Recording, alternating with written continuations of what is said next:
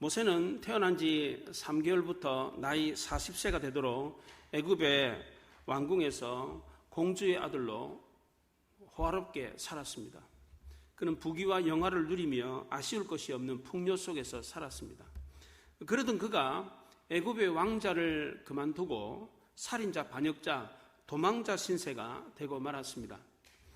도망자 신세로 미디안 광야에서 목동 생활을 한 지도 은 40년이라는 세월이 흘렀습니다. 눈물 섞인 빵을 먹어보지 않은 사람은 인생을 논하지 말라는 독일의 시인 괴테의 말과 같이 이제는 인생을 논할 만큼 고생도 많이 했고 나이도 먹을 만큼 먹었습니다. 과거 40년 전의 모세의 모습과 지금 모세의 모습은 많이 달라졌습니다. 40년 전 모세는 자신감이 넘치는 젊은이였습니다. 하나님이 자기 손을 빌어서 이스라엘 백성들을 구원할 거라고 생각해서 자기를 구원자, 구출자로 생각을 했습니다. 사도행전 7장에 보면 그는 그의 형제들이 하나님께서 자기의 손을 통하여 구원해 주실 것을 깨달으리라 생각하였으나 그들이 깨닫지 못하였더라 그랬습니다. 모세는 이스라엘 백성들을 핍박하는 애굽 사람을 쳐 죽이면 이스라엘 백성들이 자신을 영웅으로 추대할 거다라고 생각했습니다. 그런데 그것은 착각이었습니다. 이튿날 이스라엘 사람들이 싸울 때 모세가 화해시키려고 하니까 싸우던 사람들이 누가 너를 우리의 관리와 재판장으로 세웠느냐? 내가 어제는 애굽 사람을 죽임과 같이 또 나를 죽이려고 하느냐? 이렇게 말을 했습니다. 그때까지만 해도 모세는 자만심으로 가득 차 있었습니다. 거창한 야망과 불타는 정열과 넘치는 패기로 뭐든지 다 할 수 있을 것 같았습니다. 그래서 이스라엘 백성들을 구출하는 영웅적인 사역에 몸을 던졌습니다.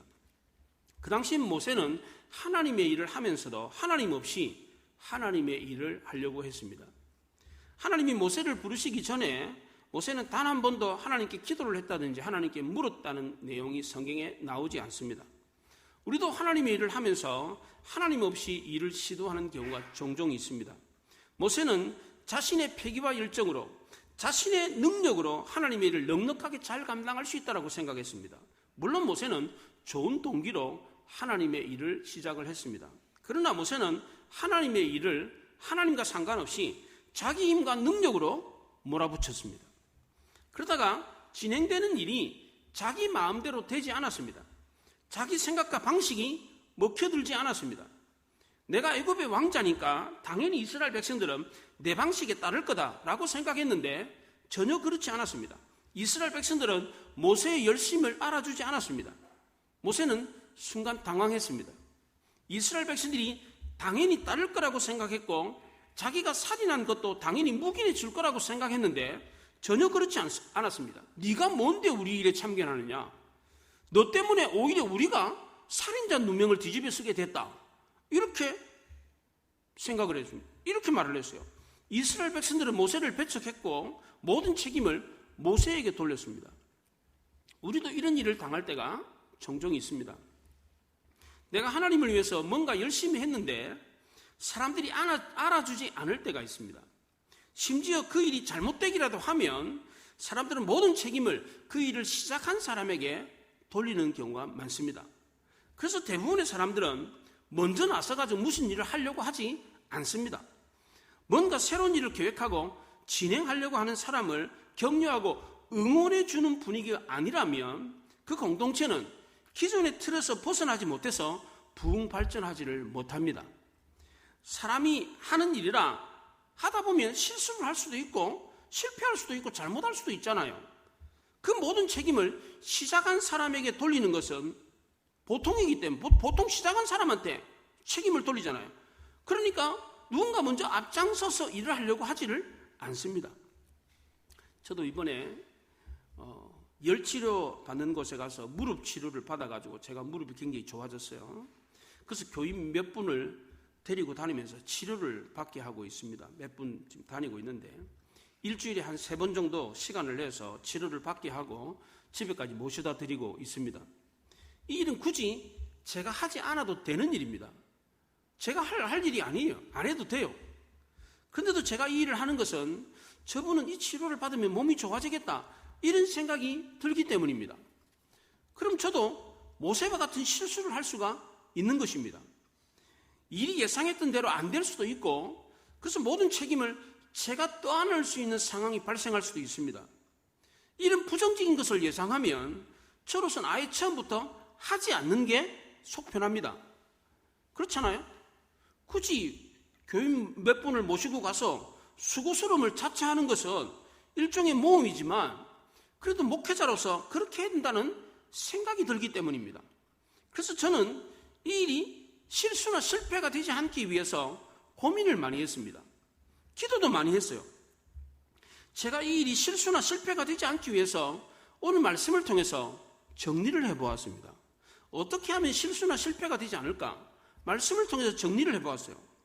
왜 모세가 좋은 의도로 시작했던 일이 실패와 실수가 되고 말았습니까? 첫째, 모세는 하나님께 묻지 않았기 때문입니다. 명분이 옳았기 때문에 자기 열심만 믿고 덤벼들듯이 일을 시작했습니다. 둘째로, 이스라엘 백성들은 모세의 선한 의도를 인정해 주지 않았기 때문입니다. 행여 모세가 그 일을 진행하는 과정에 있어서 실수를 했다고 할지라도 그가 왕자의 신분을 버리고 이스라엘 백성들을 일하겠다고 나선 이 마음을 높이 평가해서 모세와 의기투합했더라면 분명히 이스라엘은 좋은 결과를 얻을 수 있었을 겁니다.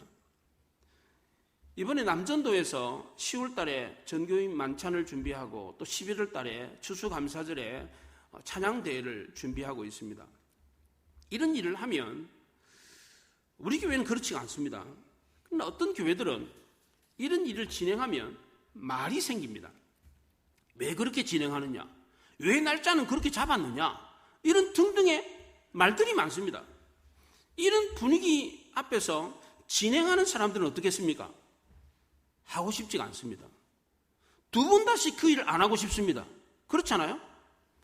이 일을 진행하면서 실수도 할 수 있고 미흡한 부분도 있을 수가 있습니다. 그러나 그 모든 것은 다 사소한 것입니다. 그 일을 진행하고 준비하는 그분들의 마음과 취지가 훨씬 더 중요한 것입니다. 교인들이 서로 섬기면서 친교를 나누고 화합하기 위해서 그 일들을 준비하는 것입니다. 하나님도 이 일을 통해서 영광을 받으십니다. 그래서 그 일을 하는데, 그렇잖아요? 그럼 우리가 이 모든 일이 사람에게도 유익하고 하나님께도 영광을 돌리게 하려면 어떻게 해야 됩니까? 왜 그 잡음 없이 이 일을 성공적으로 할 수 있는 방법이 뭡니까? 일을 진행하는 당사자는 기도하며 일을 진행해야 되고, 함께 일하는 분들은 그 일을 진행하는 분들의 선한 마음을 이해하고 따라주어야 됩니다. 그래야 일이 성공적으로 되는 겁니다.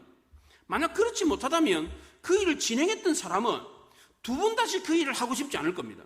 일을 할 때마다 왜 그렇게 하느냐? 왜 그때 하느냐? 둥둥 여러 가지 일들을 갖다가 시비를 걸면 내가 하고 싶어서 하나, 이거 나의 유익을 위한 것이 아니라 내 돈 들여가지고 내 시간 내가지고 내가 지금 봉사하고 섬기고 일을 하려고 하는데 왜 하냐, 그거 해서 뭐 하려고? 이런 식으로 하면 앞에서 진행하는 사람은 두 번 다시 일하고 싶지 않습니다. 모세도 그렇습니다. 이제 나이가 80이 됐습니다. 이제 모세는 인생을 논할 만큼 연륜이 쌓인 노인이 되었습니다. 모세는 머나먼 이국 땅에서 40년의 세월을 보내는 동안 많은 것을 경험했습니다. 40년간의 호활한 궁중 생활을 떠나서 40년간의 고된 광야 생활을 겪는 동안에 2명의 아들을 낳았습니다. 큰아들 이름은 게르솜, 나그네가 되었다는 뜻으로 게르솜이라고 지었고, 둘째 아들은 엘리에셀, 하나님이 도우시는 분이다, 이렇게 이름을 지었습니다. 모세는 40년간의 광야 생활을 통해서 인생에 대한 올바른 깨달음을 얻었습니다. 인생의 삶은 나그네의 길이고 하나님의 도우심으로 살아가는 인생이라는 것을 알게 되었습니다. 모세는 나이 많은 늙은 노인의 겸손함이 배어있는 사람으로 변해 있었습니다. 아들, 딸 낳고 이렇게 살다가 죽는 게 인생이지 뭐. 인생은 다 그렇고 그런 거야. 이런 초연한 모습으로 변해 있었습니다.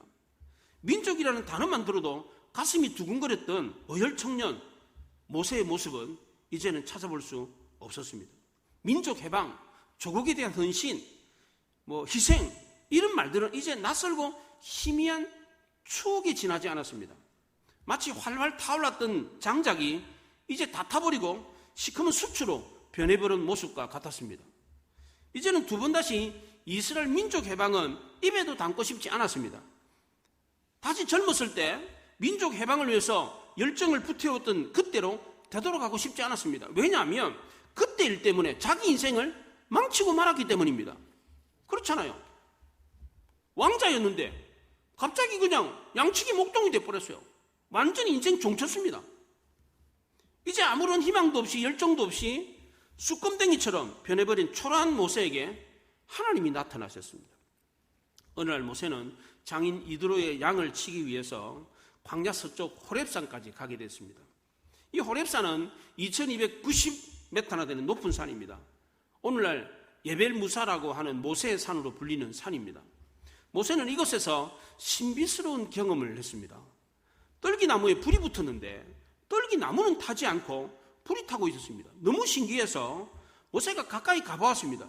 근데 떨기나무에서 소리가 들렸습니다. 모세야 모세야.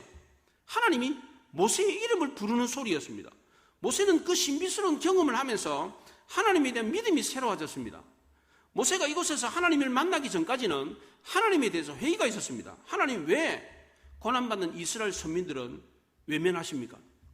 하나님은 과연 이스라엘 백성들의 고난당하심을 보고나 계십니까? 내가 그래도 이스라엘 백성들을 위해서 뭔가를 해보려고 그랬는데 왜 나를 버리셔서 광야로 보내셨습니까? 과연 하나님은 이스라엘 백성들을 구원하실 수 있습니까? 우리 조상들과 맺었던 언약이 있기는 있는 겁니까? 하나님은 이스라엘 백성들과 맺었던 언약을 잊지 않으셨습니다. 하나님은 모세가 이스라엘 백성들을 구원하려고 하는 것을 보았고 그 행동과 말을 들었습니다. 듣고 보았습니다. 이스라엘 백성들이 고난당하는 것을 보았고 그들의 부르짖음을 들었습니다. 이 모든 것을 다 알고 계셨던 하나님이 모세를 다시 불렀습니다. 떨기나무 불꽃 가운데서도 모세야 모세야라고 하면서 모세의 이름을 불렀습니다. 모세는 떨기나무에서 불이 붙었는데 나무가 타지 않고 불이 붙어 있는 것을 보고 놀랐습니다. 또 모세는 그 불꽃 가운데 자기 이름을 부르는 소리를 듣고 깜짝 놀랐습니다. 어떻게 그 불꽃에서 소리가 납니까? 그것도 자기 이름을. 그렇잖아요. 40년이나 지났는데 모세는 자기 이름을 부르는 소리를 듣고 내가 여기 있나이다 라고 대답을 했습니다. 모세는 비록 미디안 강야로 도망가가지고 40년을 숨어 살았지만 그래도 하나님이 모세의 이름을 잊지 않고 있었습니다. 모세는 40년 세월이 지났는데도 하나님이 자기 이름을 기억하고 불러주셨을 때 그 즉시로 대답을 했습니다. 내가 이렇게 멀리 도망쳐와서 40년 동안이나 숨어 살았는데 하나님이 여전히 나를 잊지 않고 있었구나. 떨기나무에 자기 이름을 부르는 소리를 들었을 때 모세는 깜짝 놀랐을 뿐만 아니라 감격스러웠습니다. 아직도 하나님이 나를 기억하고 계시는구나. 내가 이렇게 멀리 타국에서 남의 집에서 양이나 치고 있는 촌부로 살고 있는데도 하나님이 나를 잊지 않고 있구나. 너무 감사하고 감격스러웠습니다. 모세가 너무 반갑고 감격스러워서 가까이 가려고 하는데 하나님이 가까이 오지 마라고 합니다. 네가 선 곳은 거룩한 곳이니 발에서 신을 벗으라 이렇게 말했습니다. 신은 먼지나 오물이 묻는 것입니다. 인간의 더러운 행위나 죄악을 상징하는 것입니다. 여호수아 앞에 선 여호와의 군대 대장도 여호수아에게 신을 벗으라고 했습니다. 어떤 인간이라도 죄를 가진 인간은 하나님 앞에 가까이 갈 수가 없습니다. 하나님이 모세를 부르셨다고 할지라도 모세는 죄를 가진 채로 하나님 앞에 갈 수가 없었습니다. 그래서 모세는 두려워하며 얼굴을 가렸습니다. 이때 하나님이 모세에게 사명을 주었습니다. 그게 9절과 10절입니다. 이제 가라. 이스라엘 자손의 부르짐이 내게 달하고 애굽 사람이 그들을 괴롭히는 학대도 내가 보았으니 이제 내가 너를 바로에게 보내어 너에게 내 백성 이스라엘 자손을 애굽에서 인도하여 내게 하리라 라고 했습니다. 하나님이 모세에게 이제 가서 이스라엘 애굽 땅에서 인도해 내라 이렇게 말씀하셨습니다. 하나님이 모세에게 이제 가라고 했는데 모세가 사명을 받았을 때 이스라엘 백성들의 형편이 좀 나아졌느냐? 그렇지가 않습니다. 모세를 죽이려고 했던 바로가 죽었지만 그의 뒤를 이어서 바로가 된 사람은 더 악독했습니다. 애굽의 선왕들의 정책을 그대로 이어받았습니다. 여전히 이스라엘 백성들을 노예로 부려먹고 있었습니다. 이스라엘 백성들에게 일을 시키는 감독자들의 핍박은 그치지를 않았습니다. 7절에 여호와께서 이르시되 내가 애굽에 있는 내 백성의 고통을 분명히 보고 그들이 그들의 감독자로 말미암아 부르짖음을 듣고 그 근심을 알고 그랬습니다. 2장 24절에서도 하나님이 그들의 고통의 소리를 들으셨다고 했습니다. 하나님은 이스라엘 백성들의 부르짖는 소리를 그동안 외면하시다가 그 소리가 이제 크니까 이제서 들으신 게 아닙니다. 이스라엘 백성들은 목이 곱고 완고한 백성들이었습니다. 40년 전에 모세가 하나님의 말씀을 증거하고 애굽을 떠날 것을 권고했을 때 이스라엘 백성들은 오히려 모세를 배척했습니다. 지금도 여전히 이스라엘 백성들은 목이 곱고 완고했습니다. 그러나 그들의 부르짖음은 과거와는 많이 달랐습니다. 과거에는 단순히 고통스러웠기 때문에 하나님께 부르짖었는데 이제는 애굽을 떠나게 해달라고 부르짖었습니다. 과거에는 고통만 없다면 애굽을 떠나고 싶지 않았습니다. 그러나 지금은 애굽에 있다는 것 자체가 고통이었고 이것을 벗어나게 해달라고 부르짖었습니다. 과거의 이스라엘 백성들은 개같은 노예 생활을 하기는 했지만 풍요롭게 살았기 때문에 고통과 수모를 얼마든지 참을 수 있었습니다. 그러나 이제는 세상에서의 풍요와 즐거움이 진정한 삶의 가치가 아니라는 것을 조금씩 깨달아 알게 되었습니다. 하나님이 오랜 세월 동안 침묵했던 것은 이런 이스라엘 백성들이 완고한 고집을 꺾기 위해서였습니다. 이스라엘 백성들은 몇 세대를 잇는 노예 생활의 고통을 겪어본 이후에서야 겸손을 배우게 되었습니다. 우리도 마찬가지입니다. 단 한 번의 하나님의 부르심으로 예수 믿는 사람은 별로 없습니다. 고난과 어려움으로 교만이 꺾여야 그제서야 머리를 숙이고 하나님 말씀을 듣습니다. 사람들은 마음이 겸손해져야 하나님 말씀에 귀를 기울입니다. 모세가 고난의 40년 세월을 보낸 이후에 하나님이 모세를 부르실 때 모세는 어느 정도 말씀을 받을 만큼 겸손해져 있었습니다. 이스라엘 백성들도 마찬가지였습니다. 숱한 고난을 통해서 하나님의 말씀을 받을 만한 준비가 되어 있었습니다. 성경에 기록된 이스라엘 역사에서 이스라엘 백성들이 겸손했던 때는 그리 많지 않았습니다. 40년 전 모세가 이스라엘을 해방시키려고 할 때도 이스라엘 백성들은 겸손하지 않았습니다. 구약의 여러 선지자들이 하나님 말씀을 전했을 때도 그랬고 예수님이 직접 인간의 몸을 입고 이 땅에 오셨을 때도 그랬습니다. 오늘날도 마찬가지입니다. 오늘도 늘 언제나 오늘날도 우리도 하나님에 대해서 반항적이고 교만합니다. 이런 우리를 이사야 선지자는 뭐라 그랬습니까? 우리는 다 양 같아서 각기 제 길로 갔다고 그랬어요. 우리 보고 양 같다고 합니다. 양은 사나운 동물이 아닙니다. 순진하고 착합니다. 그런데 양은 말을 잘 안 듣습니다. 고집이 아주 셉니다. 착하고 순진한데 그래요. 왜? 착하고 순진한데 말을 잘 안 들어요. 고집이 얼마나 센지 몰라요. 세계 최초로 철조망을 만든 사람이 누구인지 아십니까? 양치기 목동입니다. 제멋대로 가려고 하는 양들의 나쁜 습성을 막기 위해서 만들어진 게 가시 울타리였습니다. 물론 미국의 상인이 특허 등록을 내가지고 미국의 상인이 세계 최초로 철조망을 만들었다 그렇게 등재가 되어 있지만 이미 양치기들이 가시 울타리를 사용하고 있었습니다. 양들은 고난이라는 가시에 찔려봐야 겸손해서 다시는 가시 울타리 가까이 가지를 않습니다. 우리도 마찬가지입니다. 처음부터 고분고분하게 하나님 말씀을 들은 게 아닙니다.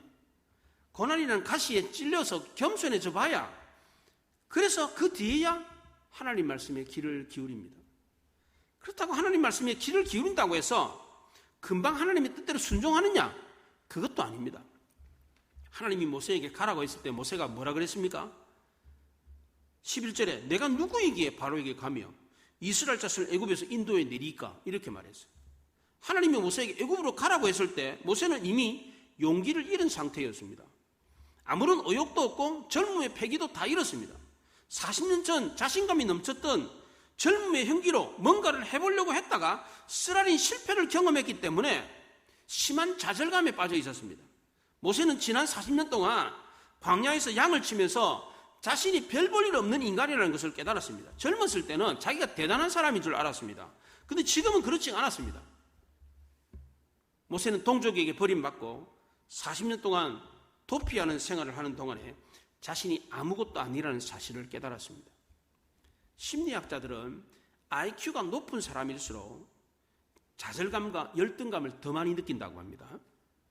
머리가 좋은 사람일수록 열등감에 더 많이 시달리고 시기 질투심이 많다는 겁니다.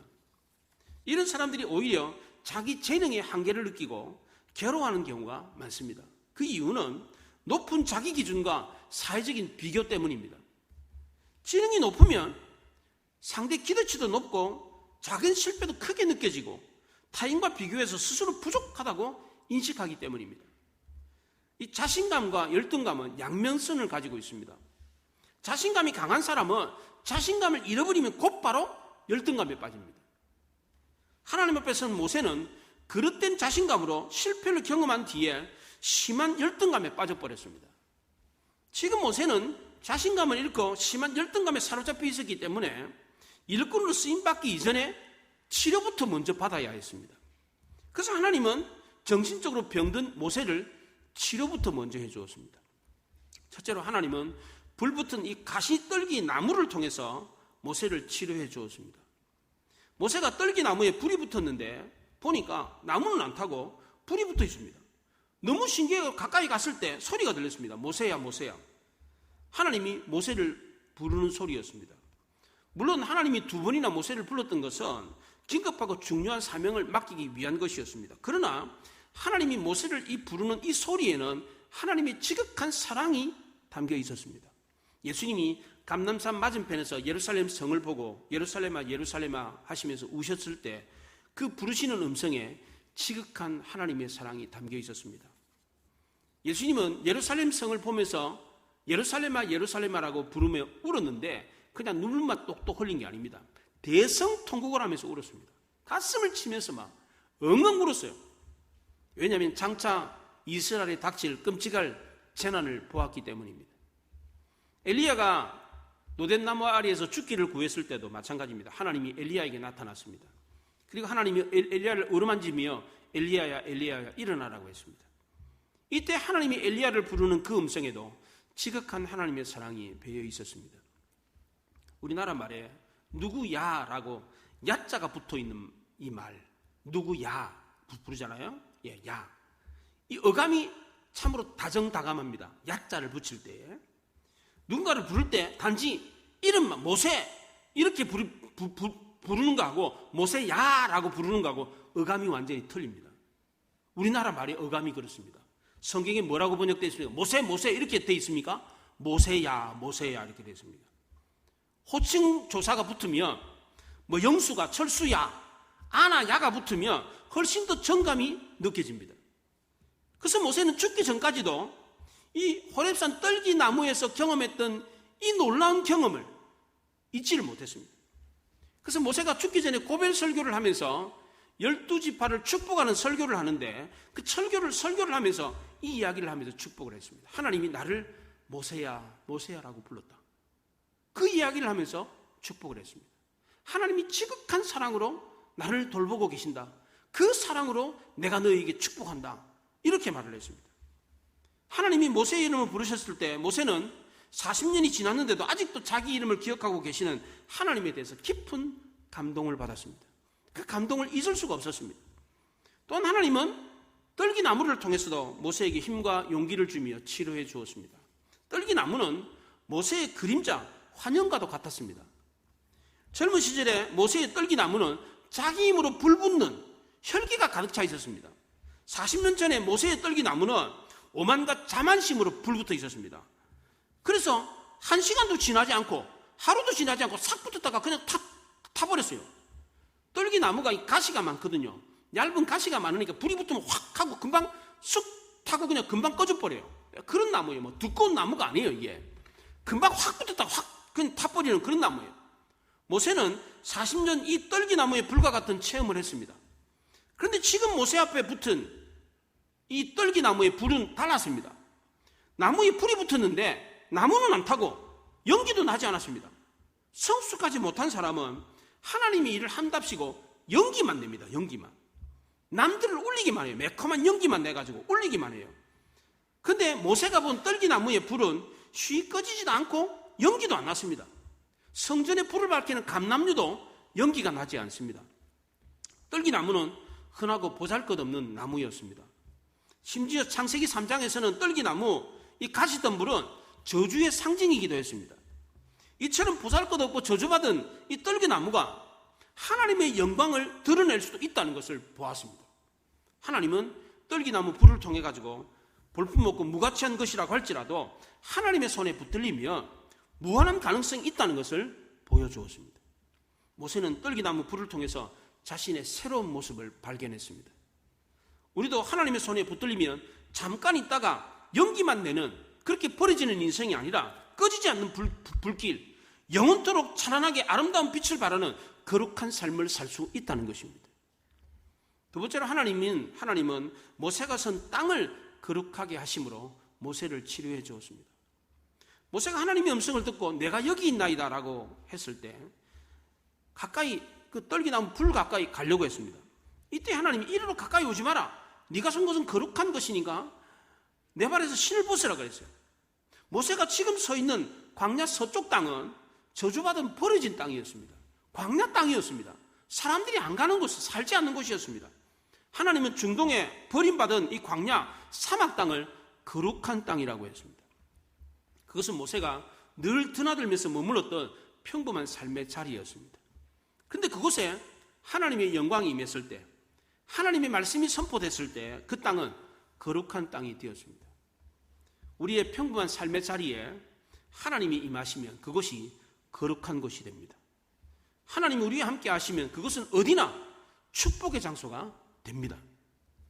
모세는 호렙산에서 보잘것없는 떨기나무가 하나님의 영광을 나타내는 도구가 되는 것을 보았습니다.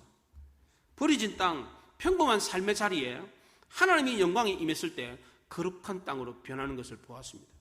하나님이 떨기나무와 광야를 변화시키는 것을 보면서 모세는 자기의 모습도 변하는 것을 체험했습니다. 지금까지 모세는 두 가지 극단적인 착각 속에서 살았습니다. 40세까지는 나는 정말 대단한 사람이다. 뭐든지 할 수 있는 사람이다. 자만심과 허영과 교만으로 살았는데 그 결과는 어땠습니까? 처참한 실패였습니다. 80세까지는 나는 정말 아무것도 아니다. 인생이란 그냥 왔다가 그냥 가는 거지 뭐. 유행가 가사처럼 인생이란 다 그렇고 그런 거야. 이렇게 생각했습니다. 욕심도 없이, 새로운 기대와 가능성도 없이, 꿈도 없이 살았던 초라한 인생.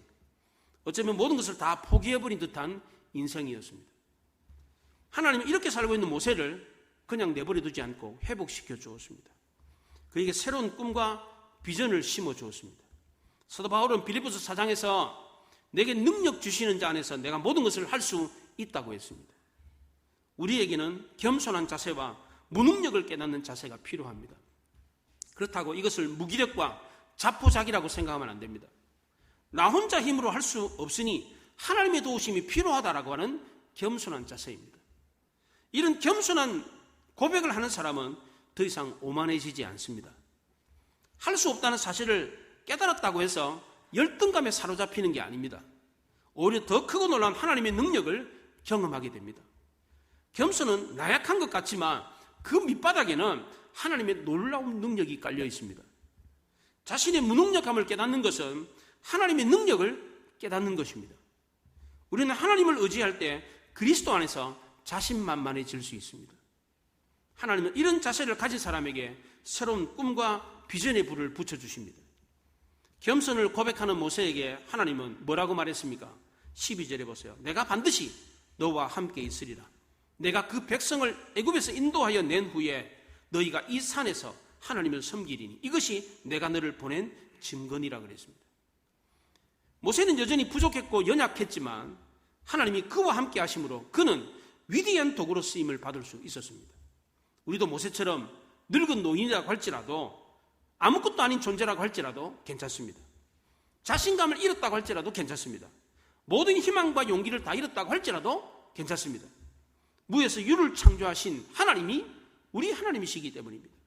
없는 것도 있게 하시는 분이 바로 우리 하나님이십니다. 능력이 되어주시는 하나님이 우리 안에 계시기 때문에 우리도 모세처럼 놀라운 하나님의 능력의 도구로 쓰임받을 수 있습니다. 내가 할 수 있다고 하는 것이 아니라 하나님이 하게 하신다는 것을 겸손하게 믿고 고백하기만 하면 하나님이 우리를 통해서 크고 놀라운 일을 하신다는 것을 믿으시기 바랍니다.